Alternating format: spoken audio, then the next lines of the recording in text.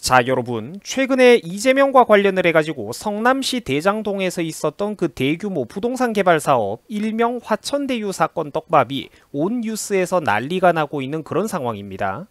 자, 그런데 과거 이재명에게 무죄 판결을 줌으로써 정치 인생에 결정적인 도움을 주었던 권순일 전 대법관이라는 사람이 놀랍게도 화천대유 회사의 법률 고문료로 퇴임 이후에 한 달 2천만 원이 넘는 월급을 받아먹었다라는 충격적인 사실이 밝혀져가지고 지금 논란이 되고 있습니다. 여러분들 안타깝죠. 대한민국 사법부도 얼마나 썩었는지 여러분들 상상 못합니다. 지금 대한민국이 도대체 어디까지 연결된 건지 어디까지 썩었는지 진짜 생각하기도 끔찍한 그런 상황인데 관련된 소식을 제가 간단하게 정리를 좀 해봤습니다. 자, 다들 아시겠지만 요즘 이 성남시 대장동의 부동산 개발 사업이 난리죠. 화천대유라고 하는 정체불명의 부동산 개발 회사에 관련된 떡밥이 온 뉴스에서 지금 난리가 나고 있습니다.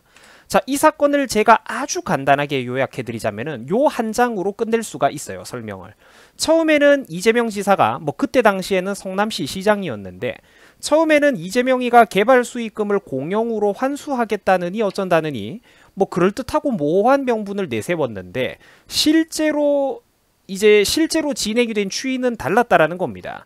알고 봤더니 실제로는 적당한 인물과 바지사장을 내세워가지고 화천대유라고 하는 부동산 개발 회사를 만든 뒤에 거기에 관련된 사람들이 어마어마한 배당금과 경제적 이득을 취득했더라는 겁니다. 관련된 사람들이 말이죠. 바지사장을 내세워가지고 관련자들이 엄청난 이득을 벌어들였다. 요렇게 한 줄로 여러분들이 이해를 할 수가 있어요.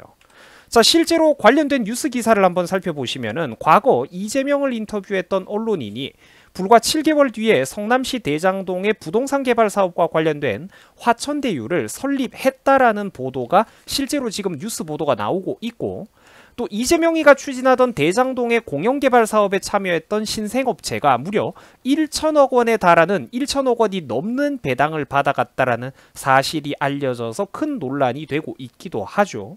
뿐만 아니라 심지어 지분 1% 정도밖에 없는 화천대유가 사실상 대장동 부동산 개발 사업의 권한 거의 모두를 반독점했다라는 증언도 지금 이제 관련자들로부터 나오고 있어요.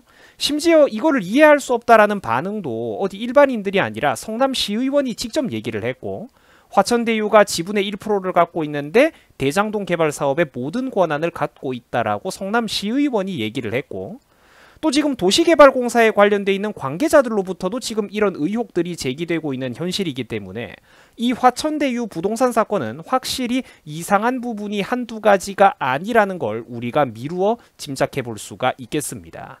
자, 다 합쳐가지고 무려 1조 5천억대를 넘나드는 그런 거대한 1조 5천억대 이상의 거대한 부동산 사업이 바로 이번에 문제가 되고 있는 성남시 대장동 개발 사업인데, 심사한 지 하루 만에 우선 협상 대상자가 순식간에 선정되질 않나 이상한 구석이 한두 군데가 아니라는 겁니다. 자기들은 특혜가 아니라고 꾀꾀거리고 있지만 실제 부동산 사업 관련자들과 그리고 또 개발업자들은 그러면은 그 당연하고 쉬운 혜택을 나도 좀 제발 누려보자, 나는 왜 못 누리냐라면서 어이없는 반응을 보이고 있죠. 그러니까 현업에 종사하고 있는 사람들은 이게 아무래도 특혜가 있다라고 보고 있는 겁니다.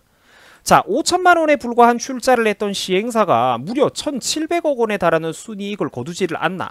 제가 며칠 전에도 여러 회계 자료들을 보여드렸습니다만 이 화천대유 부동산 사건은 투자를 했던 돈이 뻥튀기가 되는 게 그 비율이 어느 정도냐면은 기본이 여러분들 1000배 이상입니다. 1000배 이상. 1000배, 1500배, 2000배에 가까워요. 자, 여기도 보시면은 성남 대장지구 개발 사업과 관련을 해가지고 화천대유의 주주 중에 한 사람이 8,700만 원을 투자해가지고 불과 몇 년 만에 얼마를 벌어들였느냐. 8,700만 원 투자해가지고 무려 1,000억 원이 넘는 돈을 벌어들였다고 합니다.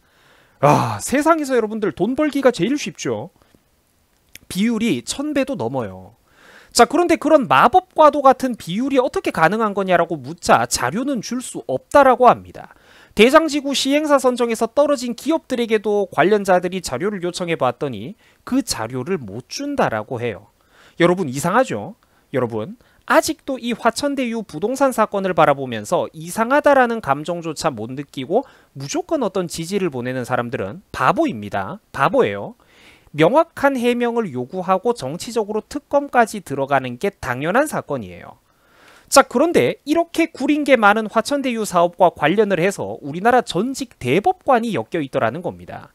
불과 얼마 전까지만 해도 현직이었죠, 이 사람은. 권순일 전 대법관은 화천대유에서 고문료로 한 달에 2천만 원에 달하는 돈을 받아가고 있었다라는 겁니다. 참고로 이재명 지사는 과거 친형 강제 입원 사건 등과 관련을 해가지고 뭐 관심이 없는 분들도 대충 그 시끄러운 집안 내 잡음을 들어보셨을 거예요. 근데 이제 이런 것들과 관련을 해가지고 정치 생명이 아예 끝장날 뻔하다가 기적적으로 재판에서 살아 돌아온 적이 있었습니다.